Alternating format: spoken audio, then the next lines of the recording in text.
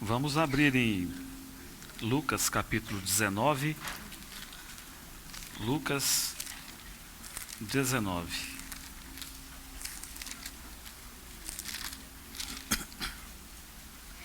Nós vamos ler um versículo que está inserido naquela história de Zaqueu o publicano.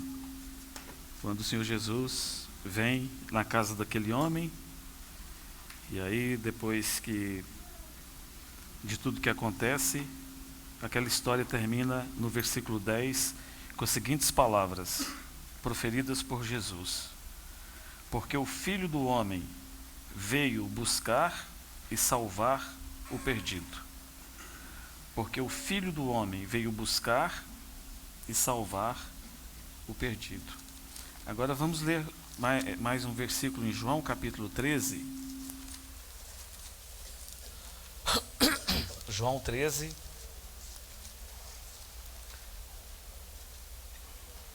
versículo 1. O título aqui dessa porção na minha Bíblia é Jesus lava os pés aos discípulos. Ora, antes da festa da Páscoa, sabendo Jesus que era chegada a sua hora de passar deste mundo para o Pai, tendo amado os seus que estavam no mundo, amou-os até o fim. Apenas essa última parte, quero ler de novo. Tendo amado os seus que estavam no mundo, amou-os até ao fim. E agora o nosso texto para essa manhã, que vamos compartilhar algumas coisas, que está em Lucas, capítulo 23. Lucas 23, 39. Evangelho de Lucas, capítulo 23, versículo 39.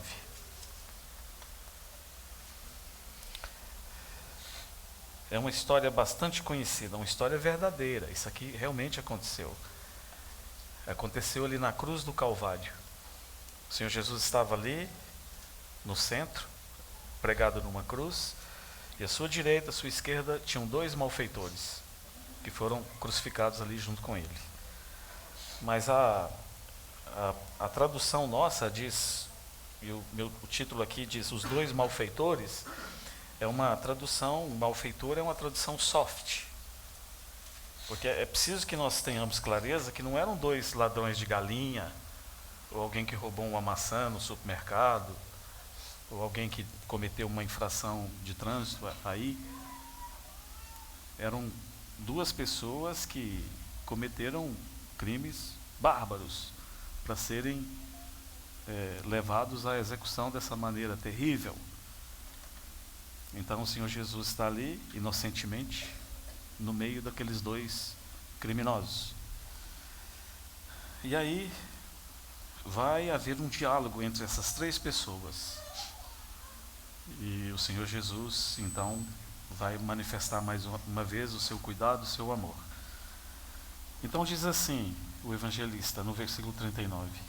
Um dos malfeitores crucificados blasfemava contra ele, dizendo, blasfemava contra o Senhor Jesus: não és tu, Cristo? Salva-te a ti mesmo e a nós também. Respondendo-lhe, porém, o outro repreendeu, dizendo: nem ao menos temes a Deus, estando sob igual sentença? Nós, na verdade, com justiça, porque recebemos o castigo que os nossos atos merecem, mas este nenhum mal fez. E acrescentou: Jesus, lembra-te de mim quando vieres no teu reino. Jesus lhe respondeu: em verdade te digo que hoje estarás comigo no paraíso. A vida do Senhor Jesus, ela foi vivida do princípio ao fim em dramaticidade. Essa palavra dramático, ela aponta para algo que carrega um sofrimento profundo, uma dor, uma aflição, um conflito, uma dificuldade. Essa palavra dramático, ela nos remete lá na Grécia Antiga, quando iniciou-se, quando foi inventado o teatro, né? Então no teatro grego haviam 3 gêneros teatrais: o dramático, o épico e o lírico.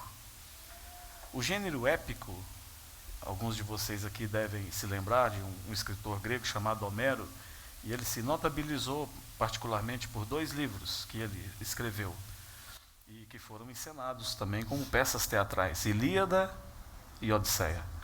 O gênero lírico, como o próprio nome diz, lírico, lira, era uma peça, basicamente uma poesia extensa, e ela era narrada e acompanhada de um instrumento musical, a lira. E o gênero dramático, uma peça encenada por homens, por mulheres, ou poderia ser um monólogo, onde estaria presente esse tom de sofrimento, de dor, de conflito. A vida do Senhor Jesus caberia muito bem nesse gênero dramático. Eu já contei para vocês aqui, outra ocasião, acerca do nascimento do Senhor Jesus, cercado de dramaticidade, de sofrimento, de dor, de conflito. Aquele bebezinho no ventre da sua mãe, antes mesmo de nascer, ele foi forçado a viajar com sua mamãe, na barriga de sua mamãe, por mais ou menos 140 quilômetros, porque o decreto do imperador era urgente, e a sua mamãe e o seu papai terreno, José, eles tinham que se apresentar, se alistarem ali na cidade de nascimento, que era Belém. Então eles saem e vão andar 40 quilômetros, talvez num burrinho, a pé, enfim, não sabemos, não podemos precisar. E depois também vemos esse elemento de dramaticidade ali, quando eles chegam em Belém, e o Espírito Santo coloca essa nota tão comovente, tão tocante. E não havia lugar para eles na hospedaria. O Filho de Deus, agora ele vai se encarnar aqui na humanidade. Ele veio para salvar o povo dos seus pecados. Ele veio para nos redimir, nos comprar de volta para Deus. E não havia lugar para ele na hospedaria. E aí você se lembra que quando ele nasceu, foi-lhes permitido que eles pudessem ocupar ali, dividir a estrebaria com alguns animais que provavelmente estavam ali, um boi, uma vaca, um cavalo, um cabrito, uma ovelha. E aí é tão cheio de ternura, como o Espírito Santo diz que depois de dar à luz aquele menino, a sua mãe, ela o enfaixou, ela colocou faixa sobre ele e ela o deitou na manjedoura. Você lembra disso? Nós aqui, a maioria de nós, pelo menos os nossos filhos, nasceram provavelmente cercados de 5, 6, 7, 8 pessoas, não é? 2 médicos, 3 médicos, anestesista, pediatra, obstetra, as enfermeiras, né? E nascemos debaixo de um ar-condicionado e uma caminha gostosa. Mas o Rei da Glória, o Senhor Jesus, desde o início da sua vida, ele foi cercado desse aspecto de dramaticidade. Sua vida sempre foi dramática. Ele sempre enfrentou a oposição, o conflito, a dor e o sofrimento. Foi sempre assim. E agora nós vamos vê-lo, e alguém já compartilhou conosco no passado, com muita graça, comparando a vida do Senhor Jesus a uma peça teatral. Ele está vivendo, não apenas encenando, mas é a verdade, a pura verdade. E ele então está vivendo a sua vida como se fosse uma peça teatral, aquela peça do gênero dramático, que ela é desenvolvida, ela se desenrola em atos, ato 1, ato 2, ato 3 e assim por diante. E agora nós vamos chegar no ato final, o grand finale.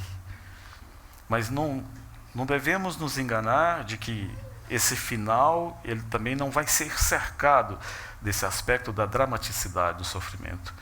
Foi durante toda a vida do Senhor Jesus, isso o acompanhou. E agora nós vamos para o último ato da sua vida.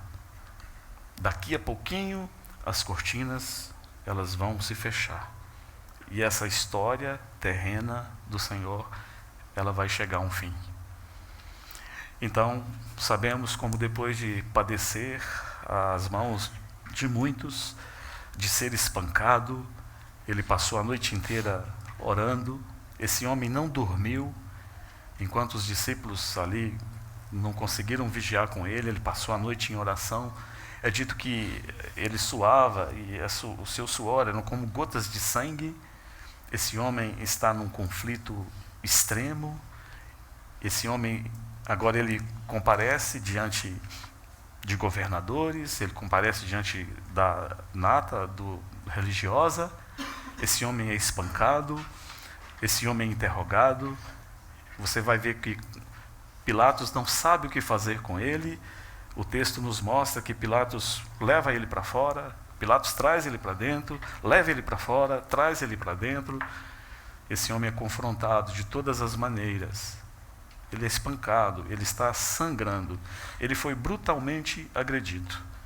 Há um livro sobre a crucificação do Senhor que eu peguei com uma médica e comecei a lê-lo, e escrito por um médico, do ponto de vista médico, como foi a crucificação do Senhor. Eu li de uma sentada, eu li a metade desse livro e eu precisei parar, porque eu senti que estava pisando num terreno santo. E de tal maneira eu fui tocado que eu não consegui lê-lo e tenho esperado, já se passaram alguns meses, até que o Senhor me conceda graça para terminar o que eu comecei. Mas a situação do Senhor é uma situação dramática. Ele está totalmente desfigurado, ele está com sede, ele está com fome. E agora, ele inocentemente, ele é pregado numa cruz. E ele está ali cercado de 2 criminosos. Interessante, não é? Esse Senhor maravilhoso, que tinha o seu trono no céu, cercado de anjos, tendo uma comunhão incessante com seu Pai, cercado de seres angelicais, e agora ele vai terminar a sua vida terrena, o último ato da sua vida. Ele está cercado de criminosos. Ele poderia estar cercado, se fosse humanamente falando, se pudéssemos escolher, nós daríamos a esse homem todas as honras da sua morte, não é? E escolheríamos o que nós tivéssemos de melhor nesse mundo para colocar do lado dele, para trazer-lhe algum conforto. Mas, como eu disse, sua vida sempre o acompanhou esse aspecto da dramaticidade. O sofrimento sempre esteve presente. Então ele está ali, pregado numa cruz. Agora, como captaram essa conversa entre esses 3 homens ali? Tudo que aconteceu. Porque eu creio, irmãos, que é uma ideia errônea, aquela que nos foi passada, principalmente através das pinturas renascentistas, né? Ou talvez até antes disso, de que a crucificação era uma cruz de 4, 5 metros de altura, né? Enorme, tinha uma escada e alguém subindo. Não. Pelos relatos da história, os romanos não crucificavam as pessoas assim. Era uma cruz baixa, 2 metros e pouco, só. Era por causa da praticidade. E a crucificação, aquilo ali ocorria, não era só aqueles ali, muitos eram crucificados. Não poderia se perder tempo, ficar subindo numa escada. Imagina a logística. Como é que iam colocar alguém lá em cima? Como é que ia tirar o corpo dele depois? Então era uma cruz baixa. Então as pessoas que estavam ali participaram desse diálogo, elas ouviram exatamente o que aconteceu e o Espírito Santo preservou isso para nós. Então Jesus está ali, sendo crucificado. Daqui a pouquinho ele poderá falar as últimas palavras que eram pronunciadas na época do teatro grego, e as cortinas vão se fechar. Lá na época antiga, quando havia uma representação teatral, no último ato, as últimas palavras, seja do ator, da atriz, ou do narrador, ou do diretor, mas alguém, inevitavelmente, ele se dirigiria à plateia, depois de tudo pronto, e ele diria: Te telestai. Pronto, acabou. E aí, então, as cortinas se fechavam. O Senhor Jesus está para dizer essas palavras. Ele está para terminar a sua vida terrena. Mas aí, um pouquinho antes, havia marcado para ele esse encontro com esses 2 criminosos. Ele não poderia dizer está acabado, ou fechem-se as cortinas, ou no grego tetelestai, antes de que ele resolvesse esse caso aqui. A vida dele vai começar, e talvez, eu penso que não estou errado, mas cronologicamente, o primeiro milagre que o Senhor Jesus fez foi curar um endemoniado numa sinagoga. Ele está lá, aquele rapaz está endemoniado, ninguém pode com ele, e o Senhor Jesus vai curá-lo. E você vai ver, de novo, o Senhor Jesus fazendo bem por onde ele andava, curando, ministrando, salvando, expulsando demônios, ajudando, socorrendo. Ele era um homem de uma agenda cheia. E como ele prezava para que cada apontamento feito na sua agenda pelo Pai fosse cumprido. É maravilhoso ali em Lucas capítulo 7, quando você vê sobre a ressurreição do filho da viúva de Naim, é muito interessante. Diz que Jesus vinha nessa direção e com ele os discípulos e numerosa multidão. E aqui nessa vila chamada Naim, o filho único de uma viúva morreu. Aí prantearam, choraram alguns dias, e aí chegou o momento de enterrar esse menino. E o Senhor Jesus está vindo com os discípulos e numerosa multidão. E aí quando chegou o momento de enterrá-lo, saíram para fora da cidade e diz que uma numerosa multidão acompanhava esse enterro aqui. O cemitério era fora da cidade, e sai essa grande multidão, e quando chega fora da cidade, essa outra grande multidão, elas vão se encontrar. Há muitos anos isso chamou bastante a minha atenção, o timing de Deus, o tempo de Deus, como ele é perfeito. Ele tinha tudo agendado, dia, hora, minuto, segundo. E eu ficava pensando, uau, se eles resolvessem enterrar esse menino 3 horas antes, essas multidões não tinham se encontrado.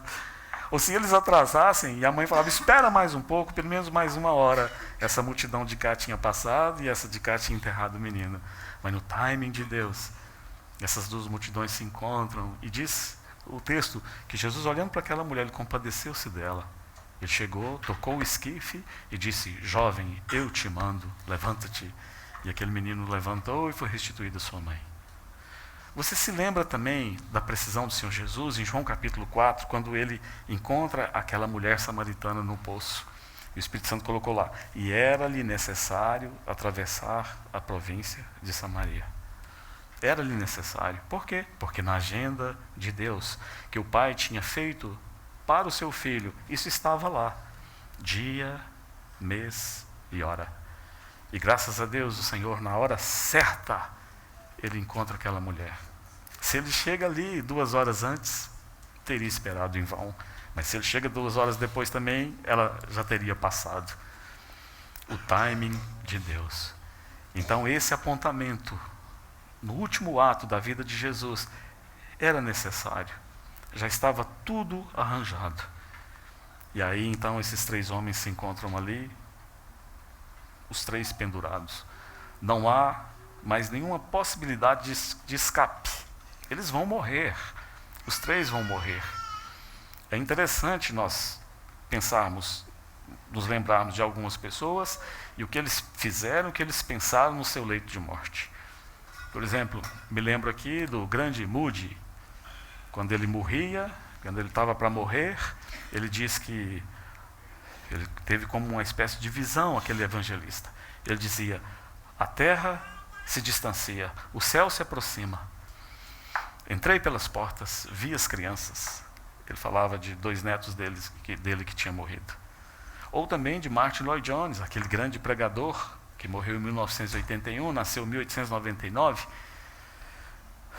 Ele teve câncer, ele foi se deteriorando, ele foi piorando, e aquele homem da palavra, agora nós vamos vê-lo no seu leito de morte. Ele não pode mais andar, e ele não pode mais falar. O homem da palavra, ele não pode mais falar. E ele se comunicava com os irmãos que iam visitá-lo por bilhetes. E aí diz que no finalzinho, um pouco antes dele morrer, os irmãos foram visitá-lo. E ele está observando tudo atentamente, mas não pode falar.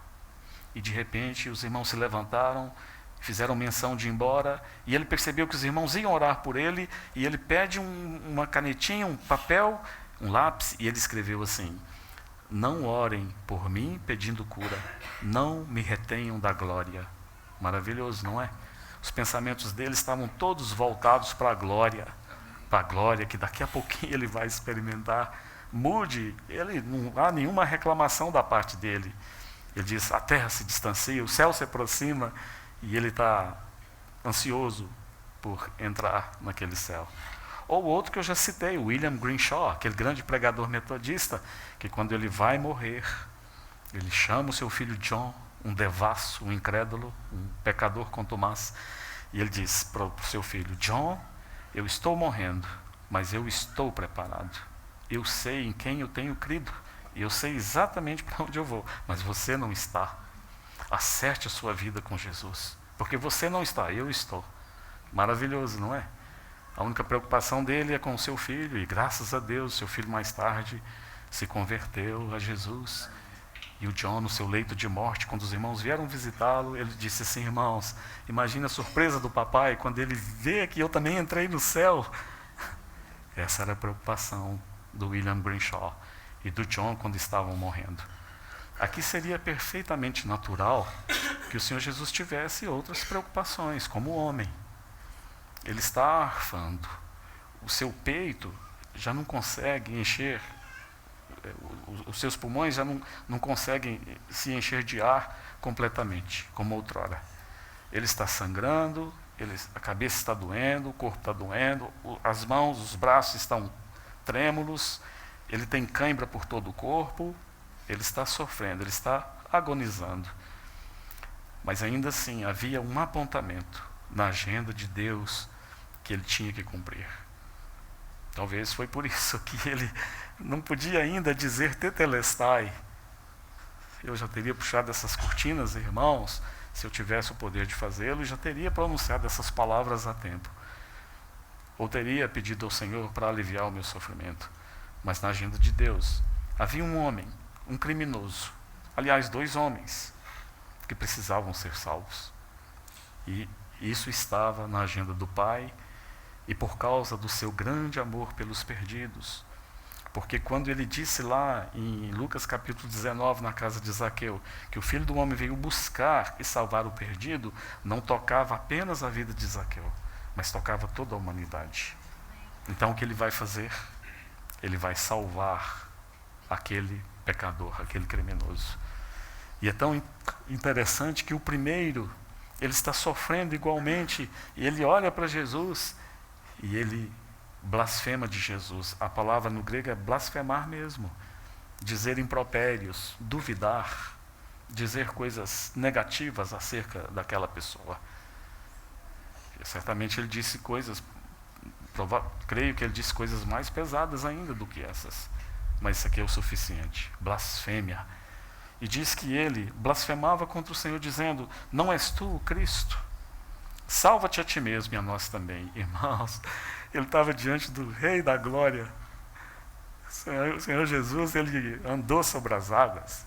O Senhor Jesus é aquele que a tempestade rugia, o vento rugia, o mar, as ondas estavam bravias, e ele simplesmente chegou na frente do barco, e ele disse, e fez grande bonança. Ele é aquele que curou o homem cego e restituiu-lhe a vista. Ele é aquele que perdoou aquela mulher pecadora. É aquele que endireitou aquela mulher que estava encurvada. Se és tu o Cristo, isso poderia ser demais, né? Isso é demais. Está ali o Rei da Glória, o Senhor dos Senhores, o Todo-Poderoso. Esse homem não merecia um final de vida mais tranquilo? Aí vem esse homem e zomba do Senhor. E é interessante que o Senhor não pronuncia nenhuma palavra. E poderia. Ele teria poder para isso. Mas isso ele não poderia por força da circunstância, por causa daquilo que ele veio fazer. Ele não poderia, talvez, responder como nós responderíamos àqueles impropérios. Mas ele poderia, se ele quisesse, ele poderia olhar para ele e dizer, vira uma estátua de sal, e ele virava, vai queimar no fogo do inferno, e ele queimaria. Você vai ser condenado eternamente. Mas o Senhor Jesus não disse nada disso. Eu penso, irmãos, eu me aventuro a pensar. Eu posso estar errado porque também eu não posso falar no lugar do meu mestre e Senhor. Eu não sei a mente dele. Eu fico pensando. Se ele manteve silêncio, e ele manteve silêncio diante daquele homem, talvez por causa da sua compaixão, da sua piedade e do seu amor. Porque às vezes a gente olha e focamos nesse, dizemos o bom ladrão, né? Que ele disse coisas boas para Jesus, chamou ele de rei, disse que ele tinha um reino e ele foi salvo, e nós nos esquecemos do outro. Mas por que Jesus manteve silêncio? Por que Jesus não olhou para ele e disse, raça de víbora, parede branqueada? Ou o Senhor Jesus não disse, talvez por causa desse amor, dessa compaixão, porque ele veio buscar e salvar o perdido. Talvez por dor no seu coração, de ver que aquele homem, mesmo numa situação tão adversa, de tanto sofrimento, aquele homem ainda não teve os olhos abertos e não creu nele. Talvez por isso. Mesmo na sua morte, a cruz operava na vida do Senhor. Aliás, a cruz na vida do Senhor era um modo de vida. Não pensemos nós que a cruz operou aqui, nesse momento da morte do Senhor, então nós vemos com mais clareza a cruz operando, porque podemos vê-la visivelmente. Não. A cruz é um modo de vida, uma opção. Então essa cruz sempre acompanhou o Senhor. Esse aspecto de dramaticidade, eu poderia chamar de cruz. A cruz sempre operando, sempre dificuldade, sempre rejeição, sempre desconfiança, sempre sofrimento. E aqui no final desse último ato, nós vamos ver a cruz operando com profundidade no Senhor, operando na vida do Senhor, nas suas emoções, nos seus sentimentos. Esse homem que veio e só fez o bem, e o outro criminoso vai dar testemunho disso. Ele vai dizer assim, nós na verdade com justiça porque recebemos o castigo que os nossos atos merecem, mas este nenhum mal fez. E chegar no final da sua vida e ser maltratado, blasfemado, alguém agindo com desconfiança nos seus minutos finais, seria mais belo, mais tranquilo morrer como Martin Lloyd Jones, não é? Escrevendo um bilhetinho, não me retenho da glória. Ou como Moody, tendo aquela visão dos céus abertos. Mas a cruz ainda opera nesse homem, e por causa do seu grande amor, e João nos diz, quando ele lavou os pés dos discípulos, tendo amado os seus, os amou até ao fim. Irmãos, é muito amor, não é? Isso não te toca? São os minutos finais, os momentos finais, as horas finais. Essa história está se encerrando. É como esse homem, ele vai deixar a sua casa terrena, e ele com muito cuidado, ele vai lá no fundo, lá naquele cômodo da bibliotecazinha, dá uma olhada, está tudo certo, ele fecha. Salvou, curou o leproso. Aí ele vem para a área de serviço, ele dá uma olhada, está tudo certo, ele tranca. Curou o homem cego de nascença. Aí ele vem para o primeiro quarto, confere novamente, puxa a chave, tranca. Ele endireita aquela mulher encurvada. Aí ele vem para a cozinha, dá uma olhada, tudo organizado, ele vai trancar. Ele vai salvar aqueles discípulos que estavam com medo da tempestade, e ele vai acalmar o vento e o mar. E ele vem fazendo todas essas coisas. E aí ele chega na sala, é o último aposento. Agora ele pode sair para a rua. E aí, então, ele vê que está tudo pronto. Ele sai do lado de fora, ele põe a chave, ele tranca, e ele salva esse criminoso. E agora ele pode dizer, tetelestai, está pronto, está cumprido, está executado. Ele veio buscar e salvar o perdido. Aquele homem foi bem-aventurado. Aquele homem iria ser condenado. E graças a Deus, um dia nós vamos encontrá-lo. Porque ele olha para Jesus, e ele coloca toda a sua fé em Jesus, ele se arrepende dos seus pecados, e tem 6 passos aqui, que talvez um dia a gente compartilhe, que você vai ver tão bonito no arrependimento dele. Gradativamente, ele vem reconhecendo a sua pecaminosidade, ele se interessa pelo outro, ele chama Jesus de rei, ele diz que Jesus tem um reino, ele olha para o Senhor, ele clama ao Senhor, ele ora ao Senhor, ele orou ao Senhor. Ele diz: Jesus, lembra-te de mim quando vieres no teu reino. Isso é uma oração. Então o Senhor diz para ele: em verdade te digo que hoje estarás comigo no paraíso. Mas para o outro, o Senhor Jesus não disse nada. Guardou um absoluto silêncio, talvez por causa de um coração entristecido de tanta dureza da parte da humanidade. E aí então, o Senhor Jesus termina dizendo para ele: hoje, que rapidez, irmãos. A história daquele homem, ela muda drasticamente hoje. E o Senhor Jesus diz: estarás comigo. Irmãos, que companhia. O Senhor Jesus prometeu a ele, como prometeu a nós, que um dia estaremos todos juntos com ele. Graças a Deus por isso. E o Senhor Jesus disse para ele: estarás comigo no paraíso. Que felicidade, que lugar. Ele veio buscar e salvar o perdido. A história da humanidade está descrita aqui. São dois grupos de pessoas que estão aí fora. Aqueles que creem e aqueles que não creem. Não é credo, não é cor, não é posição social. A humanidade se divide nesses dois grupos. Aqueles que creem em Jesus e aqueles que não creem. Graças a Deus, irmãos, que nós pertencemos à história desse homem que creu em Jesus.